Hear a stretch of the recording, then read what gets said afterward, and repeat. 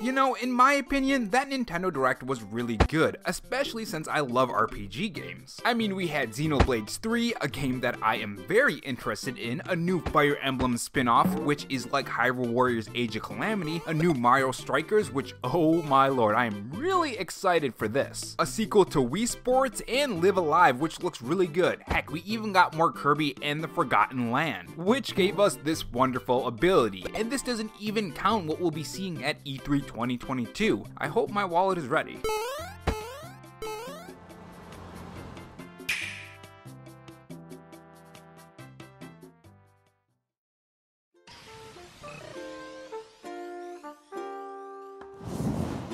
Hey guys, it's Rob here, and welcome back to the RoboChan Show, where we take the gaming news format that channels like Spawnwave or Arlo do, add a dash of animation and some cool editing on top to bring you your gaming news, leaks, and rumors in a fresh new way. If you're new here and want to be kept up on everything gaming, make sure you subscribe to the channel and leave a like if you enjoy the video and dislike if not. In this video, we are going to take a look back at that huge Nintendo Switch leak list from New Marco Maro and see what has come to pass, what is fake, and discuss what the leftovers are and if it's possible. If you guys enjoyed this video, leave a like, it helps the video out a lot, and if you want to follow me on Twitter, my Twitter handle is RoboRob93. Without further delay, let's see how well this Nintendo leak has aged.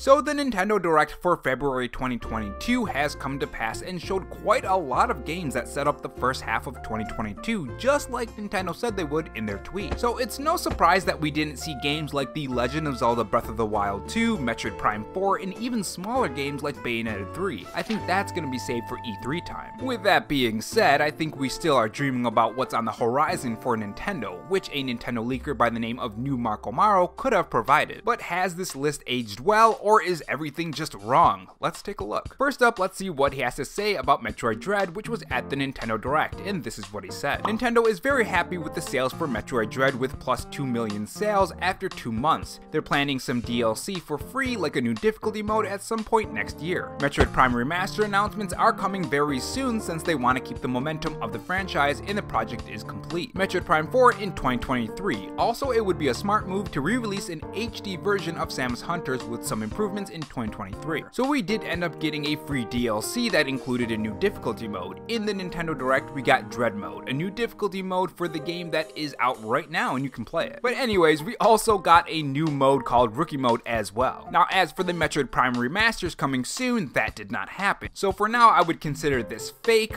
Next up, we have Kirby and the Forgotten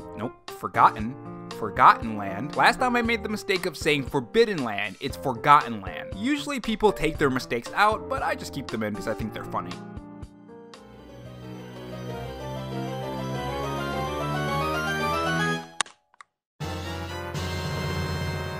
But anyways, aside from Kirby, he also had Advance Wars, and he also had the Fire Emblems remake in that tweet.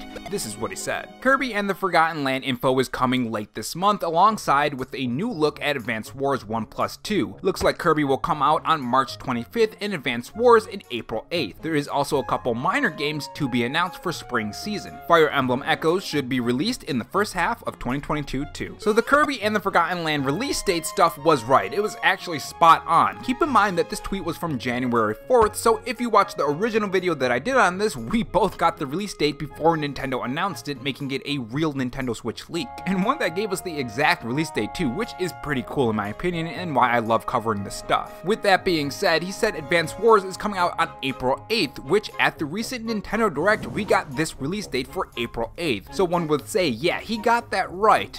But did he really? Is this really a Nintendo Switch leak, or is this something else? Because you see, here's the thing, a Twitter user by the name of Croc found the official eShop page that I assume was accidentally uploaded to the eShop with the release date, and this was on October 30th. More than a month before New Marco Maro, so he could have easily mixed this in with his Nintendo Switch leak to give it more credibility. Which could be the same for Kirby as well, though to my knowledge, this isn't the case. If you guys know more of the Nintendo leak for Kirby, tell me in the comment section below if it appeared before New Marco Maro said something. As for the Fire Emblem stuff, he said it should be released in the first half of 2022. Now this should have been at the Nintendo Direct if this was the case, but it wasn't. But just for now, I would consider it fake. And now it's time to switch over to some Zelda stuff. This is what he said about the Legend of Zelda Breath of the Wild 2 and the Zelda ports with the Legend of Zelda Wind Waker and the Legend of Zelda Twilight Princess. People that are worried about Zelda Breath of the Wild sequel if Wind Waker and or Twilight Princess is released this year should remind that in the past the company released 2 Zelda games in the same year, like Ocarina 3D and Skyward Sword in 2011, or Majora's Mask 3D and Triforce Heroes in 2015. It's very possible that they are planning to release Wind Waker and Twilight Princess in the first half of this year. My bet is on May or June, leaving Breath of the Wild for November through December. These games are minor releases for them. It's basically the same games from the Wii U with very small fixes. Wind Waker is the one that gets most of them. That's why they're planning to release both as a pack. Don't know if that's still the case, and that's why they didn't release it in 2021 with Skyward Sword HD. That was in development for around 2 years, and the same studio was behind those games for the Wii U. So his bet for May or June was probably wrong, because this would fall in the first half of 2022, so naturally that would be in the February Nintendo Direct.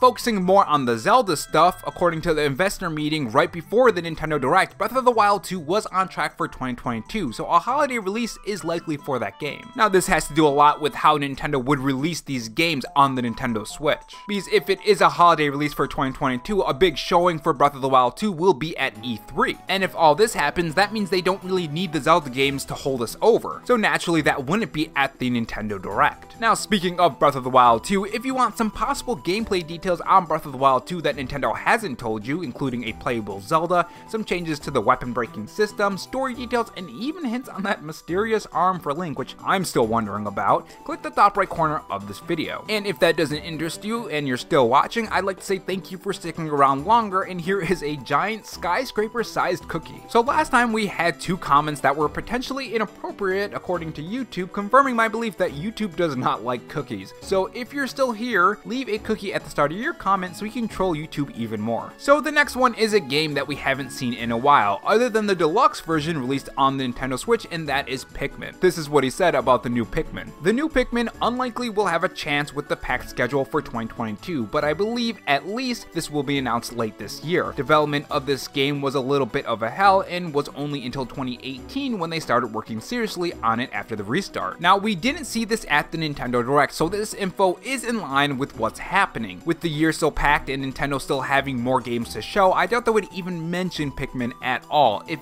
anything, showing Pikmin 4 at E3 2022, which him saying like this year makes me think E3 2022. Next up, we have Mario Kart 9. Kinda, and this is what he said. I have been talking about a new racer game by Nintendo since 2 to 3 years ago. The project started as a racing game to be around Mario Kart 8 Deluxe as an alternative, but not as Mario Kart, but apparently things have changed a little bit since the last time I heard about it. So this info is kinda right and makes a lot of sense as to why we're getting so much DLC for Mario Kart 8. I mean, it really seems like Nintendo is trying to move heaven and earth to keep these sales strong for this game. If Mario Kart 8 is going through some sort of rework like Metroid Prime 4 was, using Mario Kart 8 as a way to hold over fans even longer is something that I can see Nintendo doing. Next up, let's talk about the next Nintendo Switch, and this is what he said. 2022 will be the last strong year for Nintendo Switch, since 2023 will be the start of a new generation for Nintendo with a new console, very similar to the actual Switch, but a little bit more power than the PS4 with 4K, new functions and compatibility with the old Switch games. Mario Kart, a new Mario 3D, a complete edition of Smash Bros. Ultimate, and improved versions of Zelda Breath of the Wild sequel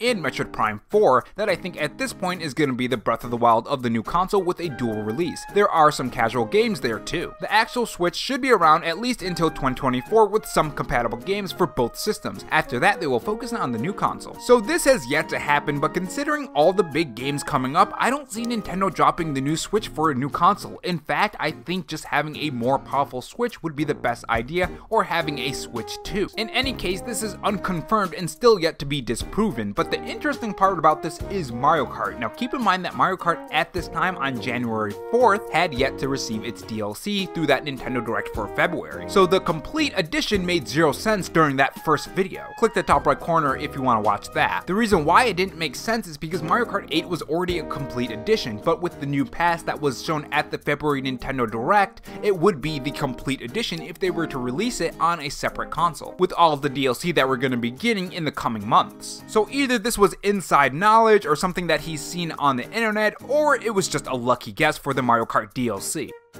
And if not, on your way out, make sure you subscribe for more videos and also have that notification bell on. And if you want to support the channel in any other way, there is my Patreon and Twitter account in the pinned comment if you're interested in those.